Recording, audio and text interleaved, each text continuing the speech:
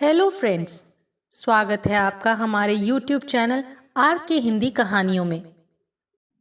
आज की कहानी है जान पहचान। जुलाई की एक शाम थी। कुछ देर पहले ही बरसात हुई थी। मौसम में अभी भी नमी बनी हुई थी। गीली मिट्टी की सौंधी सुगंध चारों ओर फैली हुई थी। सीमा को 2 घंटे हो गए थे। वो अपने कपड़े फाइनल ही नहीं कर पा रही थी। क्या पहनूं? बरसात भी बंद हो गई है।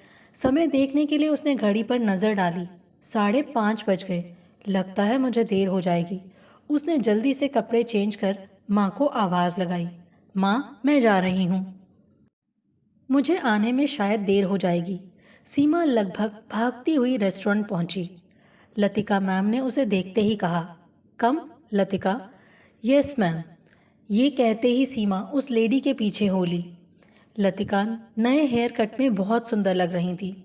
साथ ही टाइट जीन्स और टाइट टी शर्ट, गले में बीड्स की माला और पैरों में सफ़ेद रंग की हाई हील उसके हेयर कट के साथ उसकी सुंदरता को और बढ़ा रहे थे।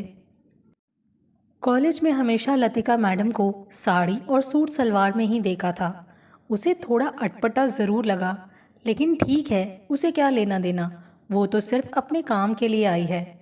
रेस्टोरेंट ढूंढने में कोई परेशानी तो नहीं हुई? लतिका मैडम ने उसके कपड़ों पर नज़र डालते हुए पूछा। सीमा लॉन्ग स्कर्ट और ढीला सा कुर्ता पहन कर आई थी और बालों को पोनी बनाकर उन्हें बांधा था। नहीं मैडम, ज़्यादा परेशानी नहीं हुई। अच्छा है, अभी हिमांशु जी आ रहे हैं। तुम अपने सारे सर्टिफिकेट्स तो लाई हो ना? जी मैडम। उसने अपने आसपास देखा और बोली, वैसे मुझे लगा था कि देर हो गई है। लतिका के साथ बैठा रॉनी हंसते हुए बोला, तुम्हें अगर देर हो जाती तो ये रोल किसी और को मिल जाता। वैसे भी बड़े लोग जल्दी कहाँ आते हैं। लतिका मैडम ने उसे घूरा और बोली, रॉनी तुम कब सीरियस होगे? फिर सीमा की तरफ देखकर बोली, इसे तो तुम जानती हो ना? ये रॉनी है। Yes madam. तभी 2 और लड़कों ने रेस्टोरेंट में प्रवेश किया। वो तेज़ी से चलते हुए लतिका मैडम की तरफ आ रहे थे। आज तो गर्मी ने हद कर दी है। उसमें से एक ने अपनी जेब से रुमाल निकाला और पसीना पोंछने लगा। इतनी देर कहाँ कर दी सुमेर? मैडम, बरसात हो रही थी इसलिए थोड़ी देर हो गई। ये तो अच्छा है कि अभी तक हिमांशु जी नहीं आए, वरना। कितनी उमस है आज। फिर लतिका मैडम की तरफ देखकर बोला, मैडम हिमांशु जी आएंगे भी या नहीं, या आज फिर खाली हाथ लौटना होगा? मेरी उनसे फ़ोन पर बात हुई थी, वो थोड़ी देर में पहुंचने ही वाले हैं। वेटर को ऑर्डर देकर वो सीमा का सबसे परिचय कराने लगी। सीमा, ये सुमेर है और ये अर्जुन। मैडम, नम्रता और दीपाली नहीं आई। वो आज नहीं आएंगी क्योंकि उनका घर बहुत दूर है। इस बारिश ने सब कुछ गड़बड़ कर दिया। वो सब आपस में बातें करने लगे। सीमा आसपास मौजूद एक एक वस्तु का मुआयना करने लगी। वो सोच रही थी, कैसे होंगे हिमांशु जी, जिनका सब इंतज़ार कर रहे हैं। उसने अपने चारों तरफ नज़रें दौड़ाईं। साथ वाली टेबल पर अधेड़ उम्र के 2 आदमी बैठे थे। अरे यार, फिर से बीवी का फ़ोन है। ज़रा सा मज़ा भी नहीं लेने देती। सुन लेना, दूसरा आदमी बोला। हाँ, तू विस्की ऑर्डर कर, मैं फ़ोन सुनकर आता हूँ। कुछ देर बाद दोनों शराब की चुस्कियों के साथ पता नहीं किसके ख्यालों में खो गए। ये आजकल के लड़कों ने अच्छी रीत बना रखी है डेट पर जाने की। सीमा, लो ना, कहाँ खो गई हो? उसने देखा उसके सामने बियर की बोतलें पड़ी हैं। नहीं मैडम, मैं नहीं पीती। अरे लो ना, आज से तुम हमारी मंडली में शामिल हो रही हो तो हम जैसा तो बनना ही पड़ेगा। नहीं मैडम, प्लीज़ आप मेरे लिए कॉफ़ी मंगवा दें। ठीक है, जैसी तुम्हारी मर्ज़ी। आज पहला दिन है इसीलिए आज तुम्हें छोड़ देते हैं, लेकिन आगे से नहीं। लतिका मैडम ने ये कहकर वेटर को आवाज़ लगाई। 2 टेबल छोड़कर एक नवविवाहित जोड़ा बैठा हुआ था। सीमा ने देखा कि उस नवविवाहिता ने गुलाबी रंग की साड़ी पहनी थी और बहुत मेकअप किया हुआ था। उसकी साड़ी का पल्लू बार बार गिर जाता था। पता नहीं वो अपने पति को आकर्षित कर रही थी या फिर हॉल में बैठे लोगों को। पति उसके मुंह में चम्मच से आइसक्रीम डाल रहा था और वो अदाओं से उसकी तरफ देख रही थी। बीच बीच में वो अपने आसपास भी देख लेती थी। क्या आइटम है? तभी उसके कानों में आवाज़ आई। सुमेर उस नवविवाहिता के लिए कह रहा था। छोड़ो ना उसे, तुम इधर ध्यान दो, लतिका मैडम ने उसे डांट लगाते हुए कहा। स्क्रिप्ट क्या है मैडम? अभी मुझे कुछ नहीं पता, हिमांशु जी के आने पर ही सब फाइनल होगा। वैसे प्ले का नाम क्या है? एक मुट्ठी आसमान। और हीरोइन कौन है? तुम्हारे सामने तो बैठी है। क्या? सब ने आश्चर्य से सीमा को देखा, जैसे कोई अनोखी लड़की देख ली हो। अरे अभी नाम फाइनल नहीं हुआ है। वैसे मैंने सीमा को कॉलेज के प्ले में परफॉर्म करते देखा है, क्या कमाल की अदाकारा है।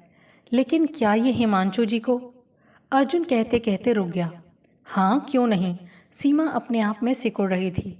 भले ही उसके प्ले ने कॉलेज में धूम मचाई थी, पर प्रोफेशनली वो पहली बार किसी से मिलने आई थी, ऐसी अजीबोगरीब जगह पर। आप कुछ बोलती भी हैं या सिर्फ प्ले में ही अपनी ज़बान खोलती हैं? रोनी उसका मजाक उड़ाते हुए बोला तो सब हंस पड़े। अभी नई है ना, फिर देखना, लतिका मैडम ने उसका बचाव किया। अच्छा कॉफ़ी तो लो। हाँ, ऐसा कहकर सीमा ने हल्के हल्के सिप लेने शुरू किए और बाकी सब बियर की बोतलें खाली करने लगे। सीमा को ये सब अजीब लग रहा था। लतिका मैडम की आज़ादी, उसकी तरफ उनका झुकाव, क्यों कर रही हैं वो उसके लिए? क्यों उसे ही मिलने के लिए बुलाया है? इसी उधेड़ बुन में डूबी सीमा ने फिर सोचा, बस एक बार काम मिल जाए तो अपनी प्रतिभा दिखा दूंगी और फिर सब बातों से पीछा छूट जाएगा। तभी अर्जुन ने अपनी घड़ी देखी। मैडम, लगता है आज भी हिमांशु जी से मुलाकात नहीं होगी। बहुत देर हो गई है, मुझे इसीलिए जाना पड़ेगा। फिर तो मुझे भी तेरे साथ जाना पड़ेगा, क्योंकि मैं तेरे साथ बाइक पर आया था, वरना 200 रुपये खर्च करके वापस जाना पड़ेगा। सुमेर कहते हुए खड़ा हो गया। मैडम मैं भी चलती हूँ, बहुत देर हो गई है। इतनी रात तक मैं अकेली कभी भी घर से बाहर नहीं रही। सीमा भी खड़ी हो गई। लेकिन तुम नहीं जा सकती सीमा, क्योंकि ये दोनों तो पहले भी हिमांशु जी से मिल चुके हैं और इनके रोल फाइनल हैं। लेकिन ये तुम्हारी पहली मुलाकात है। फिर बड़े आदमी तो हमेशा देर से ही आते हैं। अगर तुम्हारे जाने के बाद हिमांशु जी आए तो तुम्हें ना पाकर बुरा मान जाएंगे, और ये ना तो तुम्हारे लिए सही होगा ना ही मेरे लिए। लतिका मैडम एक सांस में इतना कुछ बोल गईं। कुछ देर बाद रोनी भी बहाना बनाकर चलता बना। बहुत देर से तलब लग रही थी, अब मौका मिला है। सबके जाने के बाद लतिका ने सिगरेट जला ली। सीमा को उसका धुआं बर्दाश्त नहीं हो रहा था। चारों तरफ शराब और सिगरेट की गंध फैली हुई थी। सीमा का मन कर रहा था कि वो वहाँ से उठकर भाग जाए, पर हिमांशु जी से मिलना भी ज़रूरी था। तुम्हें पता है इस रोल के लिए कितनी लड़कियां मेरे पास आई थी, पर मुझे सबसे ज़्यादा प्रतिभा तुम में दिखाई दी, और इसीलिए मैंने तुम्हें हिमांशु जी से मिलवाने का फैसला किया है। तभी लतिका मैडम बोली, वो देखो हिमांशु जी आ गए हैं। सीमा ने देखा, एक अधेड़ उम्र का गंजा आदमी उसकी ओर चला आ रहा है। उसने महंगे कपड़े पहने हुए हैं। उसके साथ 2 और आदमी हैं, पर हिमांशु जी ने उन्हें वहीं रुकने का इशारा किया। अरे बैठो बैठो, मुझे बहुत ज़्यादा देर तो नहीं हो गई लतिका? कहते हुए वो सीमा के पास वाली कुर्सी पर बैठ गए। अरे नहीं सर, सीमा हैरानी से उन्हें देखे जा रही थी। सर ये है सीमा, मैंने आपसे इसके बारे में बात की थी। उसने सीमा को ऐसे देखा जैसे हलाल करने से पहले कसाई अपने बकरे को देखता है। सीमा ने डरकर अपनी नज़रें झुका लीं। ओह, तो आप हैं सीमा जी?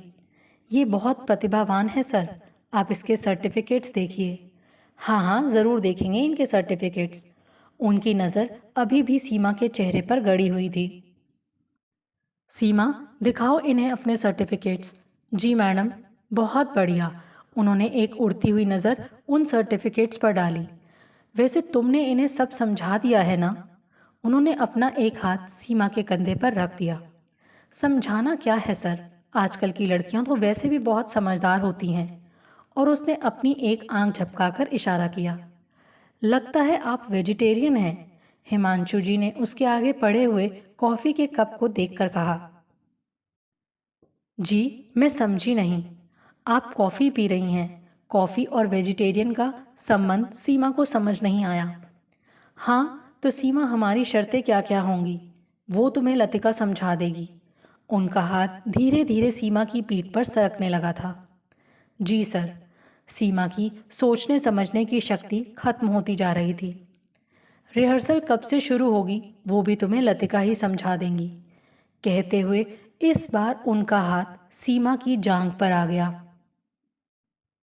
सीमा को लगा जैसे 1000 चींटियां उसके बदन पर रेंग रही हैं। सीमा झटके से खड़ी हो गई। मैडम, मुझे अब चलना चाहिए। लेकिन अभी तो जान पहचान नहीं हुई है, लतिका बोली। सीमा का चेहरा क्रोध से लाल हो रहा था। अपना पर्स उठाते हुए तेजी से उसने कहा, इतनी जान पहचान मेरे लिए काफ़ी है। वो भागकर बाहर आ गई और घर की ओर बढ़ने लगी। पूरा घटनाक्रम उसके दिमाग में चल रहा था। हिमांशु का उसे देखना, छूना, सर्टिफिकेट तो मात्र बहाना था। ये सब लतिका की एक चाल थी। फिल्म दिलवाने के नाम पर वो उसे किसी और ही काम में फंसा रही थी। ये सब सोचते हुए उसे लगा मानो दिमाग की नसें फट जाएंगी। वो ज़ोर ज़ोर से सांस लेने लगी। बाहर अभी भी बहुत उमस थी, पर उसे वो उमस अंदर की ठंडी हवा से कहीं ज़्यादा अच्छी लग रही थी। वो एक मुट्ठी आसमान के लिए अपना सारा जहां कुर्बान नहीं कर सकती थी। दोस्तों, आपको ये कहानी कैसी लगी? इसका अंत आपको कैसा लगा? प्लीज़ कमेंट करके ज़रूर बताएं। आपके सुझाव मेरा हौसला बढ़ाएंगे ताकि मैं एक बेहतर तरीके से आने वाली कहानियाँ प्रस्तुत कर सकूं।